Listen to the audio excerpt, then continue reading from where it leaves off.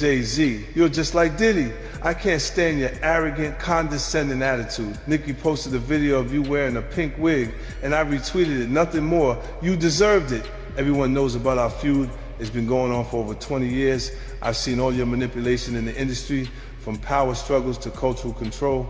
In 2015, when Tidal launched, Nicki helped you build it from nobody to a successful platform, and you immediately pocketed her $7.9 million in royalties. Lil Wayne was qualified for the Super Bowl, but you kicked him out of personal grudges. How is that any different from Diddy forcing his artists to sign unfair contracts? Just because Nicki didn't align with him, he resorts to this kind of suppression. You're truly despicable. What's even more interesting is that right after I showed him and his father's photo in the documentary Sean Combs: A Reckoning, you immediately had your lawyer send me a warning letter saying I overstepped my bounds. When you wrote the lyrics to exonerate Diddy back then, why didn't you think about today? You say the film is malicious slander, but why don't you dare sue me for defamation? Because all the evidence I have is true. I haven't finished reporting the witnesses in my documentary, and I haven't released all the Tidal profit sharing documents. If you know what's good for you, pay back what you owe Nicki with interest. Don't wait until I make Jay-Z Reckoning 2, by which time even Beyonce's PR team won't be able to save you. Jay goes, let's get it straight. Nobody's afraid of 50 Cent. I want everyone to be clear. No one's scared of 50 Cent. At that point, his safe presentation, even the glasses, what the glasses represent? Intelligence, right? A nerd, maybe? What are some of the things that come along with you being a nerd? Like, don't hit a guy before.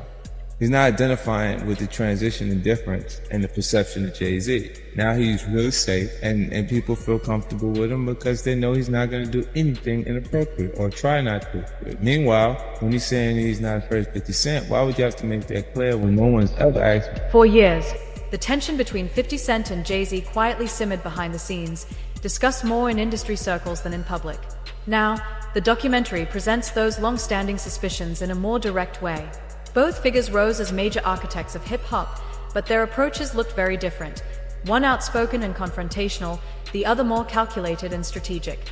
Looking back at their clashes raises a compelling question. Who shapes the culture more, the loud disruptor or the quiet mastermind? And if influence often operates behind the scenes, how much of hip-hop history has been seen as coincidence rather than careful planning? Puffy is close, even though Jay's lawyer came out and said they're not. Because Jay-Z and Puff was given an assignment, and that was to destroy East Coast rap. And what I mean by that, and I know people gonna like, yo, Gene is out of his mind and everything like that. Check this out, brother, is that New York rappers was getting 800 to 1.2 million, some larger than that, and sign with labels back then. And they was getting a lot of money to make albums and records.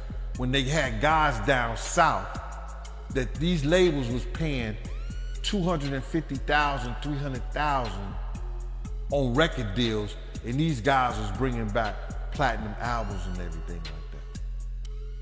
So what they had to do was, they had to keep New York rappers down. That's one reason, other than the Irv Gotti that 50 was going through and the poison they was putting in about 50, he had to go elsewhere to California, or with Jay and not with Dre and Eminem to get a deal. They did not want East Coast rappers to get big. They were suppressing all new artists that was coming out of New York. Jay and Diddy was doing that. That's why when I heard your story, because I knew this for a long time, but when I heard Dame Dash that Jay wouldn't sign off on nothing, Jay wouldn't do this and Jay would that, because he couldn't let a Cameron blow up. He couldn't let an East Coast rapper like Beanie Siegel blow up. Because him and Diddy was giving that deal, we gotta keep these East Coast rappers down. Because down south rappers, Cash Money, No Limit, Ludacris and them, They was taking little money and bringing back more money and making more money for them. So the record labels, I wouldn't say they was gonna lose off the East Coast. At the height of physical album sales, timing wasn't just important, it was everything. Release dates often overlapped in ways that didn't seem accidental. 50 Cent describes this pattern as pressure rather than simple competition, suggesting the industry can favor those who already have influence. When access begins to matter as much as talent, the music world starts to look less like a level playing field and more like a system shaped by leverage. That leads to a key question: where does ambition end? And where does obstruction begin? Look, when Jay signed his contract, the big one was with Beyonce. When he signed that contract, the marriage contract, he got trophies. Now those fucking trophies, those fucking trophies came rolling in, buddy. He started getting Grammys left and right, man. I mean, look, listen, if you look at his career, This guy. You're gonna let him say that? Jay was getting Grammy. he had one. Exactly. He had one. And he didn't show up. He had like 20 now. Hold on. He had like 18 since he been down. Look, he had one, bro. Hard Knock Life. You're not wrong. He was At the one. same time. After that, he got some shit. He's like drinking. His pictures with him like fucking things to cop. Wait a minute. So you're saying the success is derived from the marriage? I've absolutely been treated differently. The accolades. Because he's no marriage. longer viewed as what, like a street or gangster rapper. Now he's viewed as a businessman, entrepreneur, family man. And the biggest ones because of the position Beyonce's. Oh, wow. Right? You were connected to the biggest. Jay got it for the music. Jay got it for the music. Nah, Nah, you didn't see. he deserved those. I'm sitting there, he was like this, like. Black excellence, they're sitting there like, yeah. It's the billionaire brunch, you're like, I hate you, man. unaware of anything going on here. This is the one time I'm gonna be with you niggas this year. Yeah. Come on, bro. That's crazy. He's just looking at his watch during the whole Rock Nation prayer. Like, is it 3:30? Yeah, it's almost time to get out. What the fuck is that? Yo, I feel like I'm normal again.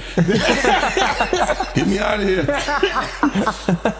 Oh, wow. So that's the deal he signed, huh? Yeah, that's the deal. Like, the other ones didn't count as much as that one did. While the US charts reflected one version of success, international numbers sometimes showed a different picture. 50 Cent questions how much domestic performance alone defines impact, suggesting that marketing influence can shape perception as much as the music itself. It raises an uncomfortable idea. Cultural dominance may sometimes be constructed, not only earned. And if popularity can be influenced by promotion and reach, what does winning truly represent? I advise Beyonce to divorce Jay-Z as soon as possible because I'm ready to shoot a documentary about Jay-Z, and I guarantee it will outgross Diddy's documentary. If Beyonce sends me a legal letter on behalf of Jay-Z, I remind her to stay quiet. This is a dispute between men, and she has no right to interfere. I have to let everyone see the true face of Jay-Z.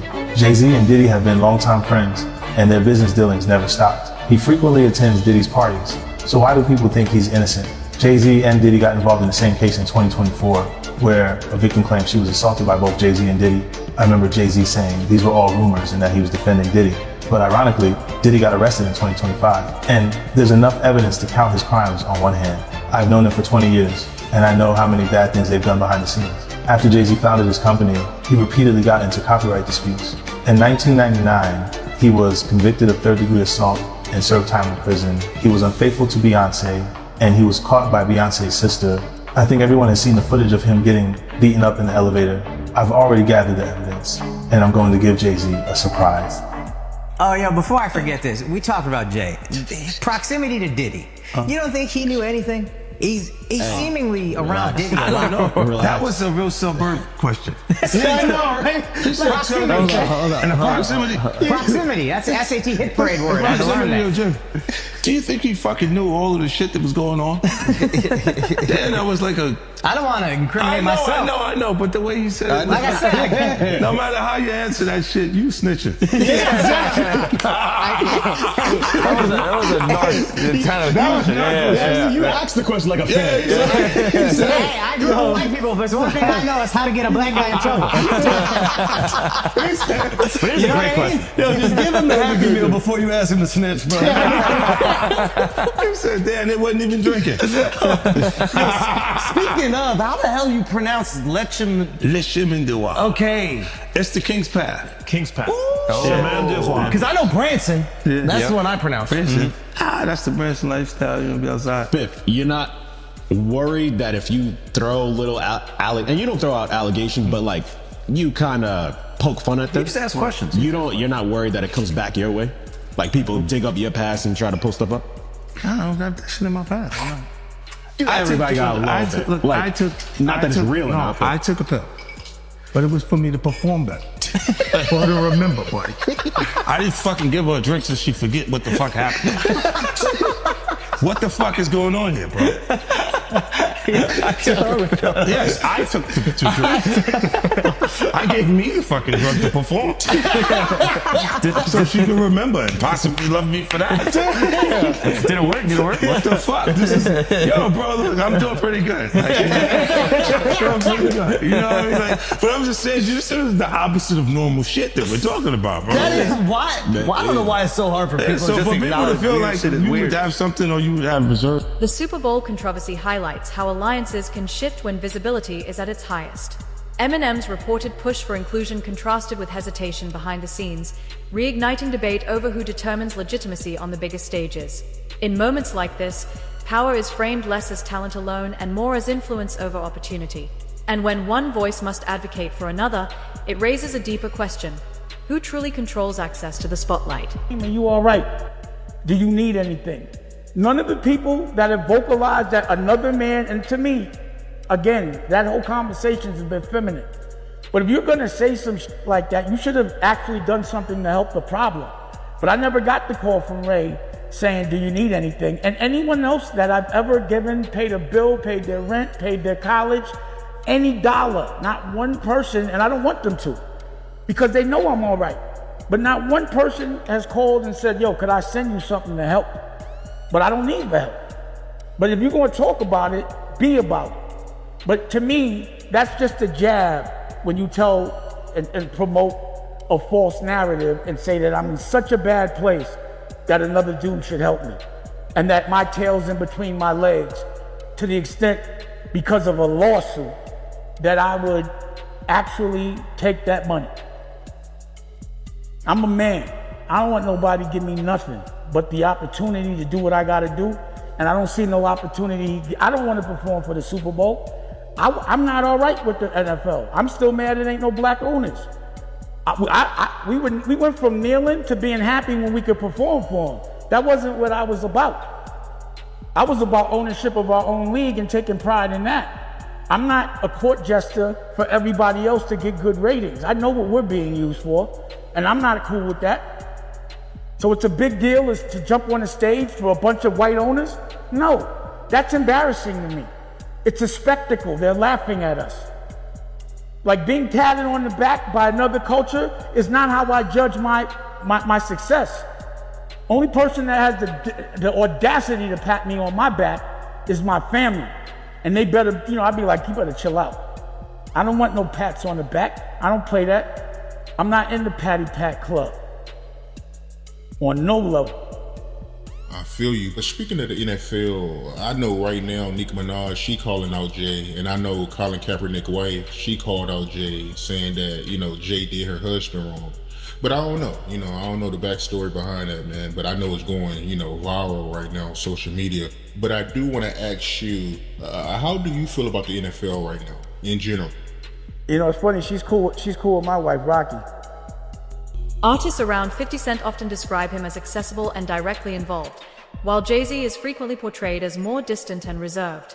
These contrasting images reflect two different leadership styles in hip-hop, one built on closeness and visibility, the other on mystique and controlled presence. In a culture shaped by street credibility and personal connection, the question becomes, which approach builds deeper, longer-lasting loyalty? Doing it too. This is people that are looking on the separation between their hardships or their the things that they got going on that would be issues, and what a celebrity's issues will do. Wait, what is So that? they think all celebrities are doing the same thing. Yeah. Right, and when you see, if I wasn't saying anything, guess what? You could safely say that a person on the outskirts that is not involved in hip hop culture could think that everybody in hip hop culture is with that shit. So by you, you're good, bro. You're fucking good. Yeah. He's protecting hip hop. Yeah. If you don't speak out and make them the weirdos, then they're gonna think everybody's Every like single that. person is like that involved in hip hop culture. Makes you think, did Jay do it? Shut up. He's in trouble. We live in New York, bro. No. We live here. No, free Jay-Z. I'm just saying, Shout out Mufasa. We all gonna go and support. We can all see. You are crazy. That was the craziest thing. I literally. What's bro, the lady at Rock Nation? I gotta send her that. You don't feel like that happened the same day, bro. What's the day came out the day before, the next day? I was eating Raisin Bran. Okay, I'm eating Raisin Bran. I got my daughter in my arm. I'm scrolling, right? I see somebody screenshot your shit. Is Jay and the whole family at the Mufasa Fair? And then the comment is 50 said, Jay said, they said I the 13-year-old. Let's go watch Mufasa. Everybody get dressed. We're going to see Mufasa right now. I just think it was a good look, like angling yourself as a family man. Yes. But they had to go to the premiere, that bro. was planned already. Okay, bro. And I realized that later, but I'm just saying to you, I haven't seen him in a long time. That's all I'm saying. When I hadn't seen him in a long time, and then I heard this shit, and then I looked and I saw Mufasa, I said, whoa. That's all that fucking happened, bro. You think this is on my phone? This is my phone. This is happening at real time. I'm going, yo. He said, yo. You just gotta say everyone gets these jokes, bro. That's what you gotta say. Yeah, no. Rappers, listen, comedians are the new rappers, bro. That's why the do thing. people come to my page? That's true. I know what I'm You saying. know what they say? Well, you don't think you're gonna have your next? Yeah, that's what they say to me, buddy. Well, you're next, buddy. You're fucking, you like, why? Because you don't got nothing. I don't have it. Nah.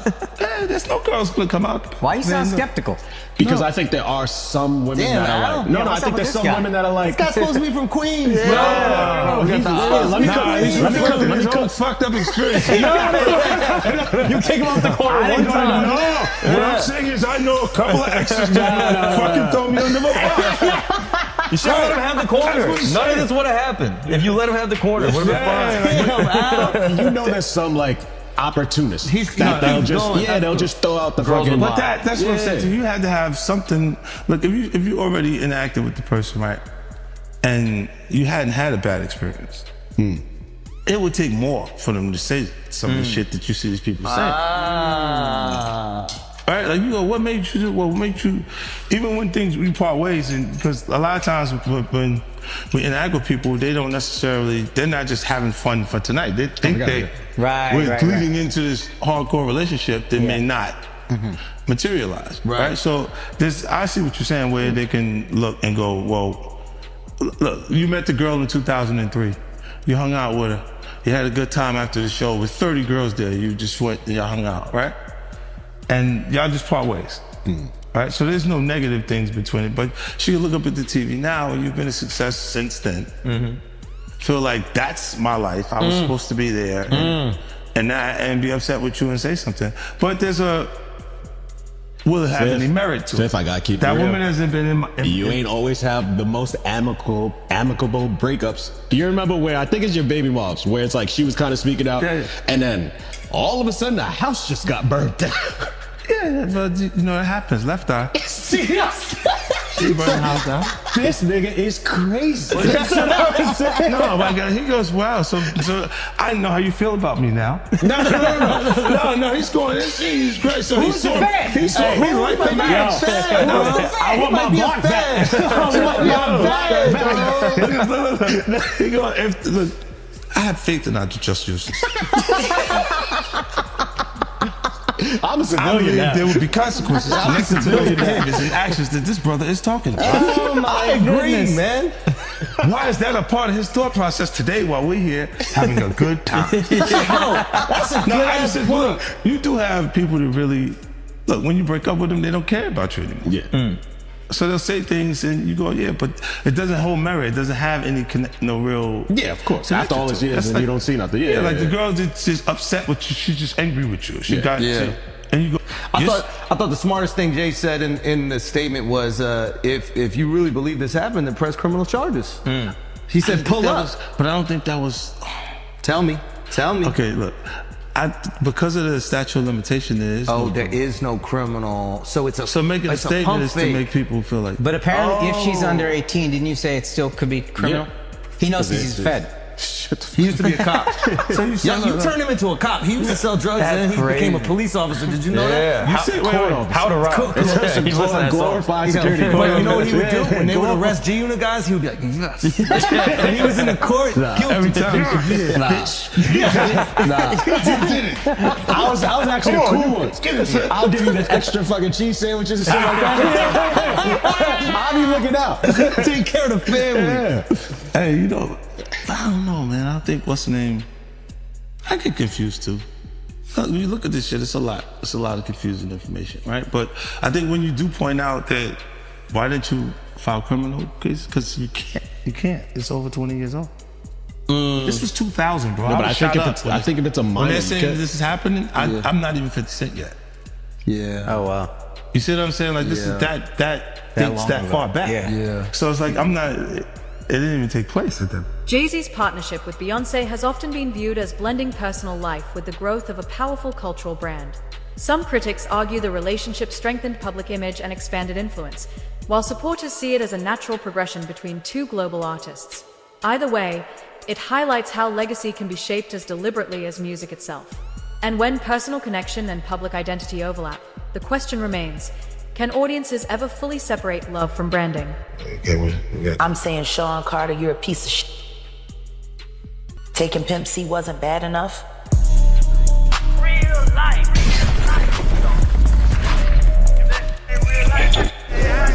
It ain't real life. Real life street stars. Know what time it is. So why does it all come to a head now? Why now? Why? Because he's the acceptable monster at this time. Like R. Kelly was the last time I sat on this couch. So who's next? Y'all don't see the lineup? Yeah, we see the lineup. I'm just waiting to see who's next. Jay-Z is setting Diddy up. Why is everyone having such a hard time? He ain't doing shit different. He lined up D. Haven, stole his life and identity. He lined up Big L, stole his life and identity. He lined up Dame Dash, stole his life, identity, and took his love. Lined up R. Kelly. He wants to be the one. Yeah, shout out D. Haven. He actually hit us up, wanted to tell this story. You need to talk to D. Haven. We need to talk to him. I told you that last year when I put you on the phone with him. You did. I want you to think about this.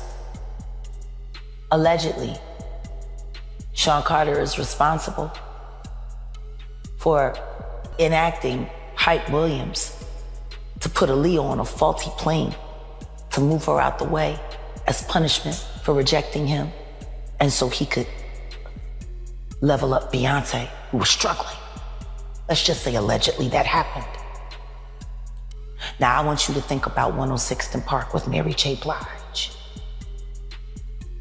Free, who is a victim of Sean Carter. Yeah. Mary J. Blige, who is a victim of Sean Combs, are sitting there talking about the death of Aaliyah amongst each other.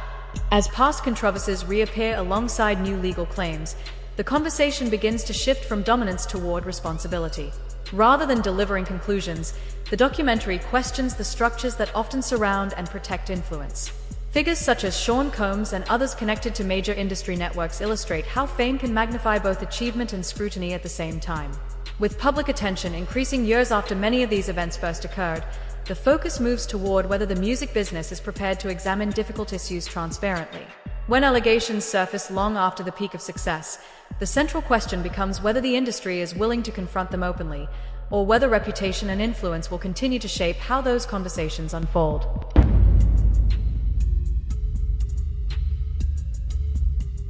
You knew Jay personally, right? Know him, been around him a couple of times, bro. Been around him a few times, but I didn't know him. You know him as I'm sitting down and I'm breaking bread, eating off, eating a meal around him and shit like that, laughing, talking and joking like that. I've been around Jay-Z, and one time I wanted to knock his head off, because he was being disrespectful, but he didn't know he was being disrespectful because he ain't that type of dude. You understand what I'm saying? What happened? We was in Cancun and he had a personal assistant from my block named Laura. And he had brought like 3 people to the club. He had brought like 6 people to the club with him and he was only supposed to get 3 people in. I was running the door at Daddy-O's from Industry Entertainment. They just told me Jay-Z only get 3 people in. You understand? So I'm at the door, I said, yo, Jay, you good and 3 of your other good, but the other 3 gotta pay. So then he said, Laura, handle him. And at that time, the type of dude I was, you couldn't tell no woman to handle me. You understand? When I'm talking to you as a man. So then I said, who you talking to like that? You telling her to handle me?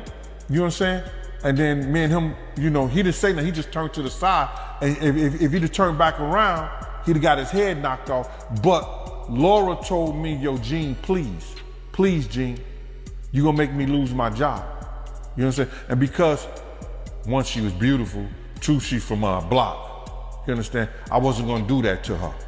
You understand? So I gathered myself, stepped away from the situation, and then the promoter said Jay can let his people come in. You know what I'm saying? But he was being disrespectful. This is the same dude that Harlem cats used to laugh at and joke at. Even we was out there that time, he came to Cancun and he had a fake Versace shirt on and they was ripping him.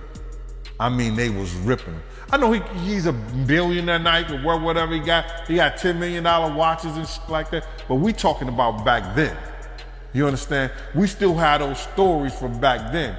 And it's good that a brother can uplift himself. And that's why he's the type of person that he is, because he knew how guys used to treat him.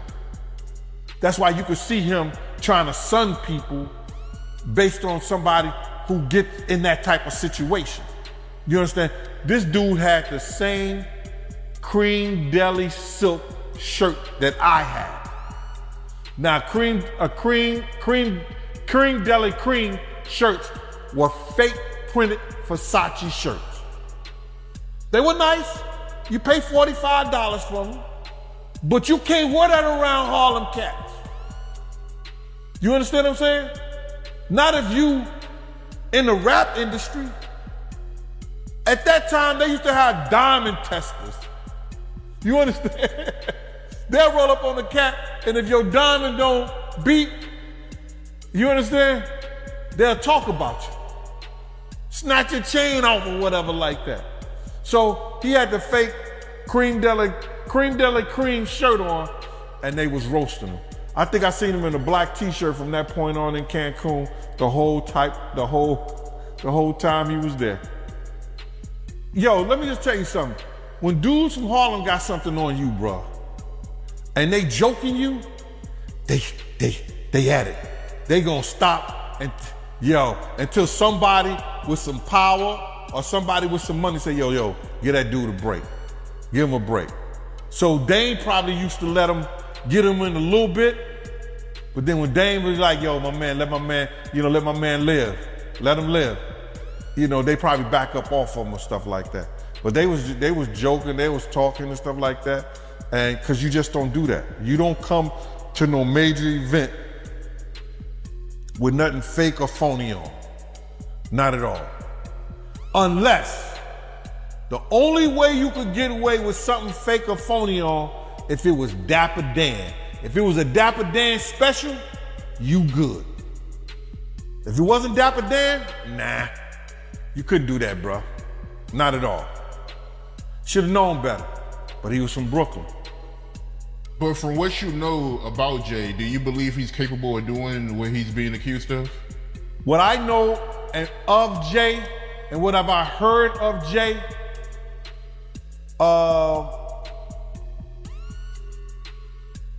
I want to say this to protect myself, that there's stories of Jay talking to underage girls.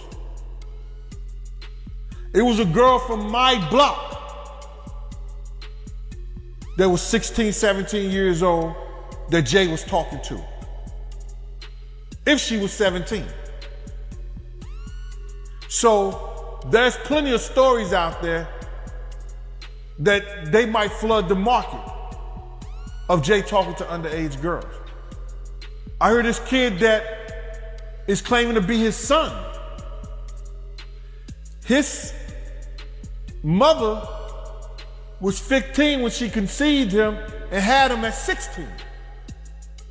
And Jay refused to do a blood test or anything like that. And all of a sudden, when this has gotten real big and Tony Bugsby had taken the kid's case, the kid just got arrested for having a gun in his car, I think, like that. Did you hear something about that? That the kid got arrested for having a gun in his car, and when they go and watch the tape, somebody was planting a gun in the kid's car. Now the kid who's never been in trouble to that degree, and now he's facing a case for a gun case for having a loaded firearm in his car. So, answer your question. There's plenty of stories. Ain't Beyonce one of those stories? Isn't Foxy Brown one of those stories? Isn't that kid mother one of his stories? There's a lot of stories, bro. So that's what I say about it. In the end, 50 Cent presents himself as opposing what he sees as a culture of quiet compliance. He suggests that silence is often driven by self-preservation rather than true neutrality. By choosing to speak publicly, he positions his stance as a challenge to an environment that can appear to reward discretion over transparency. The lingering question remains, in an industry built on expression, why do so many still hesitate to use their voice?